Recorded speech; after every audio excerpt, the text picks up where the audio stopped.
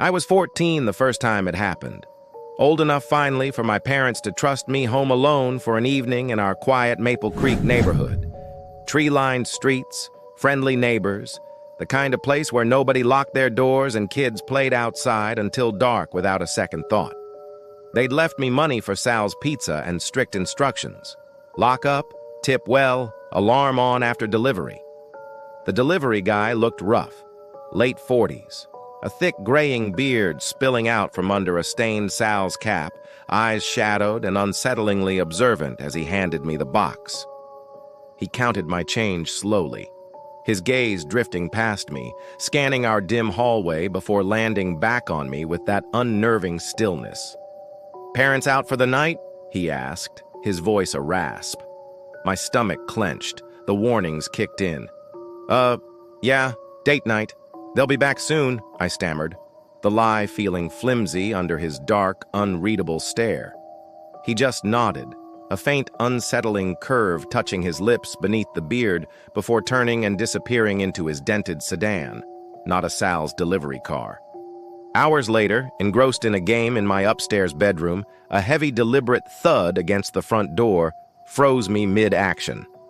Silence, then a rough, probing voice cut through the quiet. "Hello? Hello in there?" My blood turned to ice. The pizza guy. He knew. "Hey, I know someone's home! Saw the lights!" Another violent thud rattled the deadbolt. "Just want to talk! Open up!" Panic seized me as I scrambled down the hall to my parents' room, locking the flimsy door behind me, fumbling for the cordless phone with sweat-slick hands. I called Mom, whispering frantically about the banging, the voice, my suspicion about the delivery guy. She instantly sobered, her voice sharp with terror, telling me the police were called, to stay put, stay quiet. Downstairs fell silent, but then came a new sound, a faint metallic scrape from the direction of the back sliding door, like someone testing the glass. Huddled behind my dad's dresser in the lamplight, phone clutched to my ear, listening to Mom's strained reassurances that help was coming. Every creak of the house became a footstep, every rustle outside a threat, the 10-minute police ETA stretching into an agonizing eternity of waiting. Then the crash, a sickening splintering of glass followed by heavy footsteps inside our home. Screaming, I clung to the phone as the line went dead. My parents were home early, I realized in horror. But they didn't come in through the front door or the garage. They were here through the back. My heart pounded against my ribs as I dialed 911, my finger frozen over the call button. "Please pick up, please pick up," a gruff voice answered, jolting me. "911, what's your emergency?" I choked out between gasps, stammering about the break-in, the missing parents, the pizza guy, trying to remember which window the footsteps came from when another sound stopped me cold. A key turning in the front door lock. Oh God, he found me. Adrenaline surged, propelling me into action.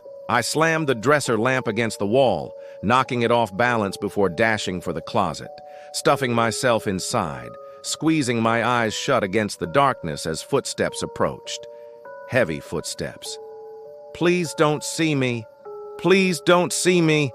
My breath fogged the closet air, mingling with the musty smell of old clothes as I huddled on the floor, praying for the police to arrive, my fate hanging in the balance. The doorknob turned, slicing through my terror like a shard of glass. I squeezed my eyes tighter, bracing for the worst. Only when I heard his rough voice did I realize I was wrong. "Hey, Alex, right? The pizza guy sent me." Relief washed over me, quickly chased by a surge of anger. He sounded so casual, like this was a simple pizza delivery gone awry instead of the terrifying ordeal it had become.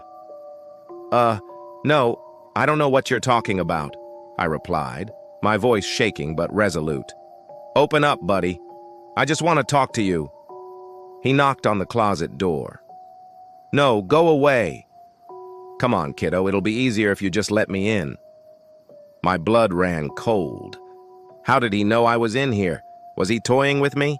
Fear threatened to overwhelm me, but I fought it down, clinging to the shred of bravery I had left. "Leave now," I whispered. my voice surprisingly steady despite the turmoil within. A beat of silence, then his tone shifted, a predatory edge creeping in. "All right, tough guy, suit yourself, but don't say I didn't warn you." Footsteps retreated, leaving me trembling in the closet's suffocating darkness. The doorknob clicked, the door opened a crack, then closed, leaving me enveloped in blackness, listening intently. Heavy breathing, a cough, then silence again. My breaths remained shallow and quick, my entire body tense. Had he left? Would he try to break back in? When I heard the front door open and close, followed by the rumble of a departing engine, my fear began to recede, replaced by an overwhelming urge to escape the closet. Bursting out, I found myself face to face with my mom. Her eyes, wide with worry, scanned my person, taking in my disheveled appearance, my tear-streaked face. "Alex, oh, thank God you're all right," she cried, pulling me into a tight embrace. Relief flooded me, bringing fresh tears. I clung to her, burying my face in her shoulder as I recounted the pizza guy, the break-in, the terrifying wait, my voice cracking with emotion. Mom held me tighter, murmuring soothing words, promising that everything would be fine, that I was safe now. But even as I felt her warmth envelop me, a chill skittered down my spine. Something was wrong, very wrong. The house was in shambles. The living room overturned, the sliding glass door shattered, shards crunching under my feet. And then I saw it. My parents' faces, pale and drawn, staring back at me from the laptop screen lying on the floor, their eyes wide with a haunting emptiness. It was their horrified expressions that truly chilled me to the bone. In their eyes, I saw a fleeting glimpse of something alien, a stark absence of recognition that sent a shudder through me. What had happened to them? Why did they look like that? My mom, still holding me, noticed my gaze and her grip tightened. "It's okay, honey. They're fine. The police are taking care of it." Her voice shook slightly, betraying her forced composure. But I couldn't shake the unsettling feeling that something was deeply amiss. Their eyes, the way the house was trashed, it all felt staged, calculated. And a single horrifying thought echoed in my mind. Was this really over? Were my parents safe? Or had the pizza guy and whoever he worked for taken something from them, stolen something far more valuable than money or possessions? Had they taken their minds? That night, nestled deep in my blankets, I tried to quell the rising tide of unease. My parents were safe, I told myself, focusing on the word safe. But even as I repeated the mantra, a nagging doubt lingered. I couldn't shake the unsettling feeling that something was seriously wrong. Very wrong. As sleep finally pulled me under, one thought sliced through the fog of my dreams. Whatever had happened to my parents, whatever sinister force the pizza guy represented, this was only the beginning. The following days were a blur of activity and hushed whispers.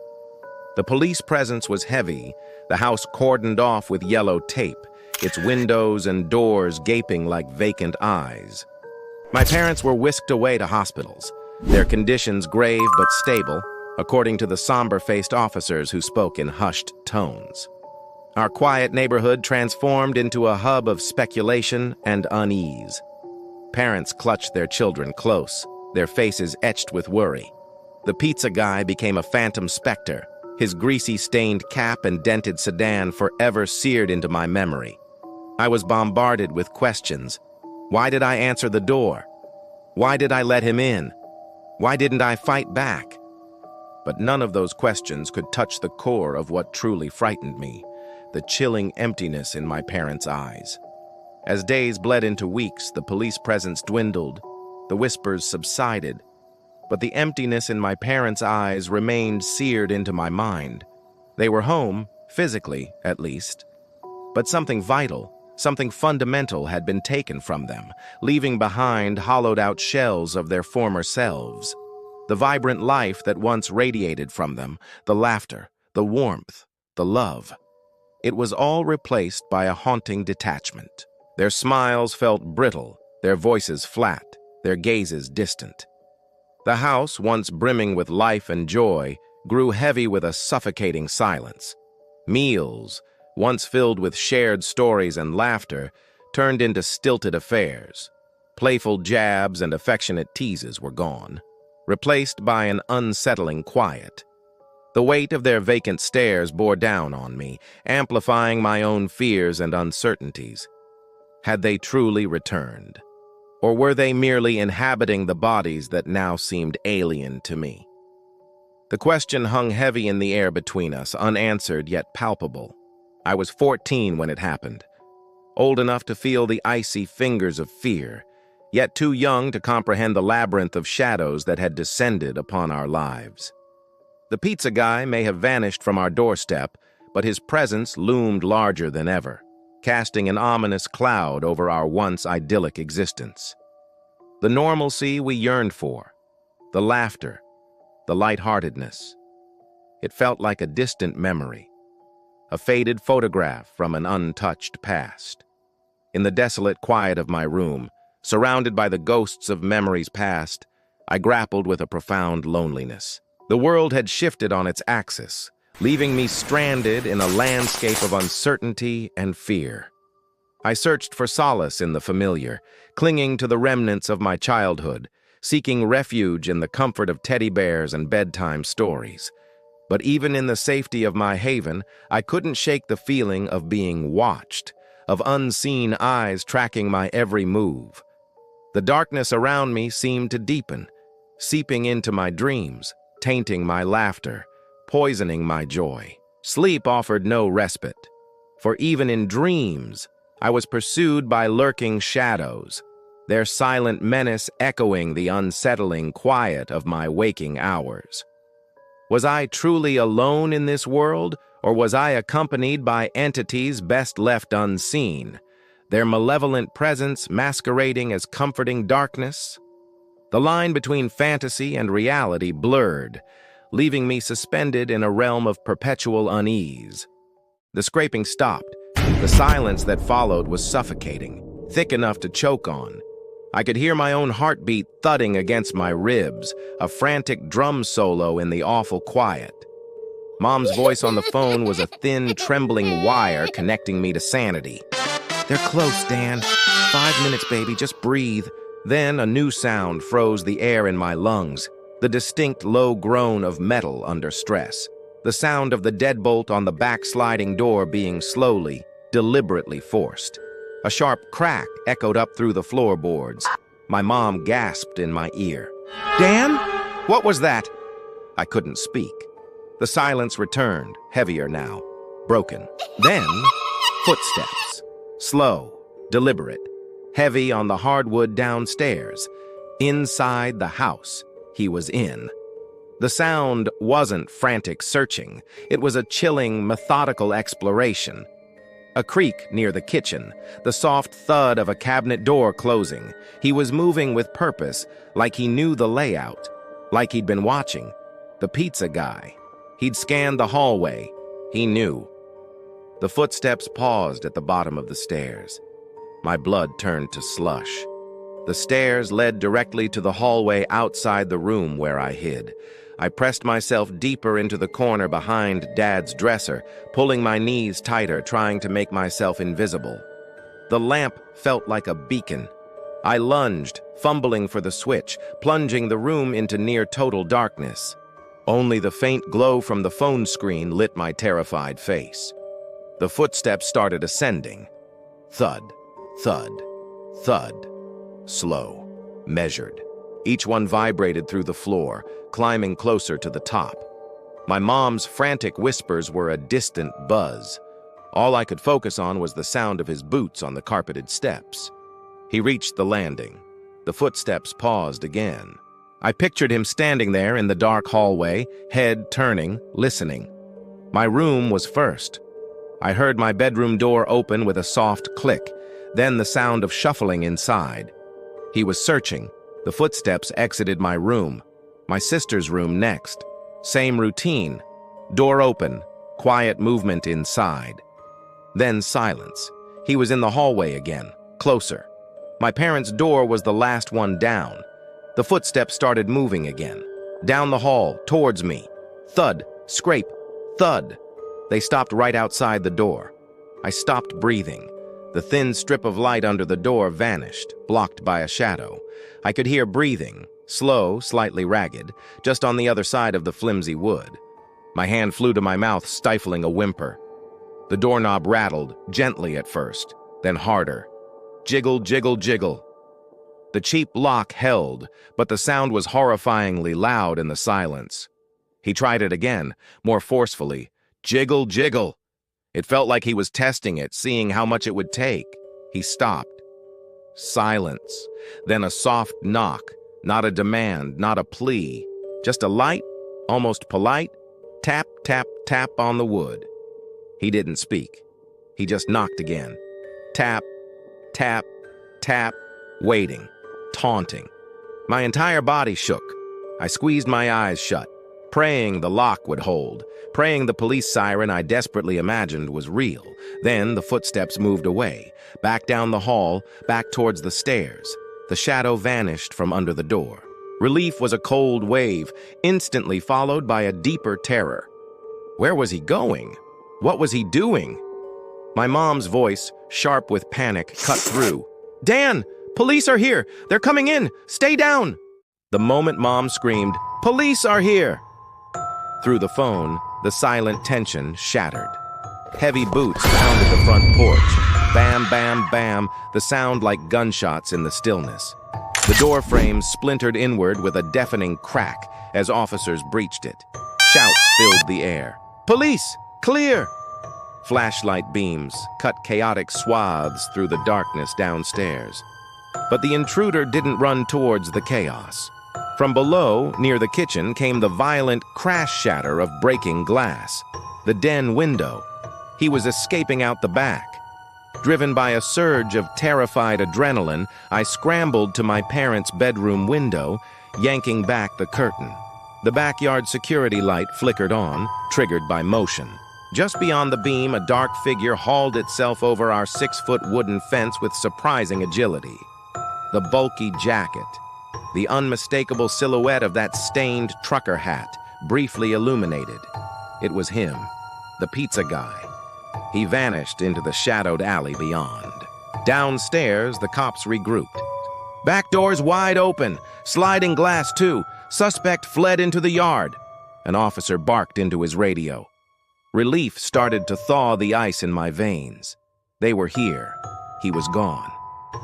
Then I heard it. Not from outside. Not footsteps. Tapping. A slow, deliberate knock. Knock, knock, resonating through the house. It wasn't on a door or window.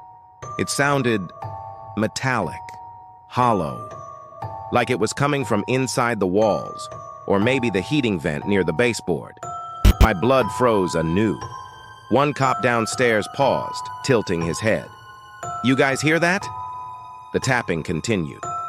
Knock, knock, knock, steady, relentless.